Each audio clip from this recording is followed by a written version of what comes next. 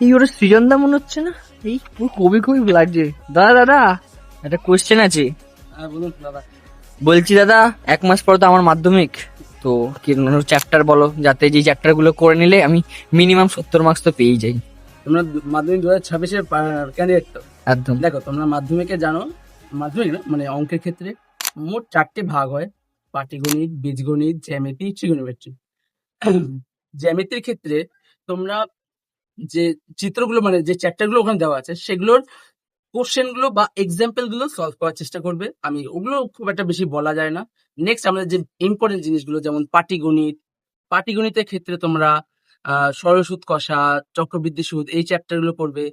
বীজগণিতের ক্ষেত্রে তোমরা একচল বিশদ দ্বিঘাত সমীকরণ, ভেদ, অনুপাত সমানুপাত এগুলো খুব ট্রাই করবে করার। আর ট্রিগোনোমেট্রি তোমরা জানো, ফর্মুলা গুলো মুখস্থ করবে আর অ্যাঙ্গেল গুলোর মানগুলো মনে করার চেষ্টা করবে।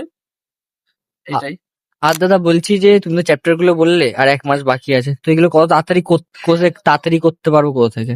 দেখো তোমরা এগুলো তাড়াতাড়ি ভালো করে যদি ইফেক্ট তোমরা যদি অ্যান্সারটা চাও, তো তোমরা এগুলো ভালো করে পিওয়াইকিউ প্রত্যেকটা চ্যাপ্টার পিওয়াইকিউ করার চেষ্টা করবে।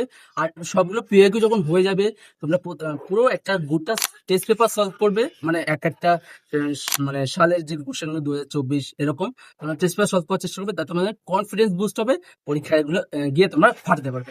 চলো ধন্যবাদ দাদা, টাটা। টাটা।